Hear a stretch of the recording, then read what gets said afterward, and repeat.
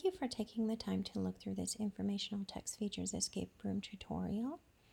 The screen that you are looking at right now is the screen that students will see when they directly enter into the URL site.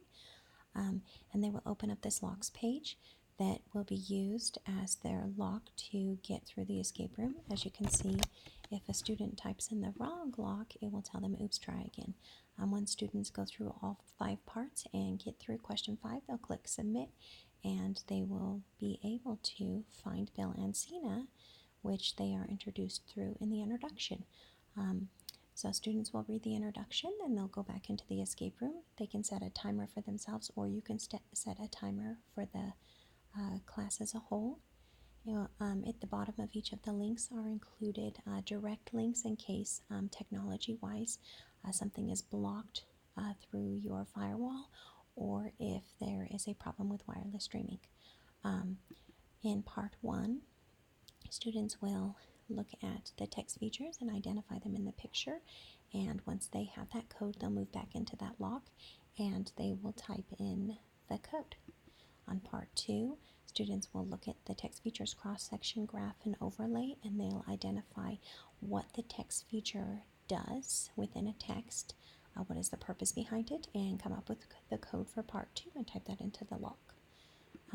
For part 3, students will take the part 2 code, I'm just making one up so you can see, and they will type it in, which will give them the cipher that they will use for part 3, and when they use that cipher, they will rotate, and it will give them the 5-letter word that they'll type into passcode 3.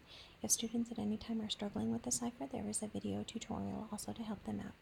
On part 4, students will go through and look at a video, a graph, and a newspaper article, and they will pick multiple choice questions on what the author's main purpose is behind each of those informational text features. So not only in this part are students looking at the purpose behind informational text features, but they're reading informational text while they are answering those questions.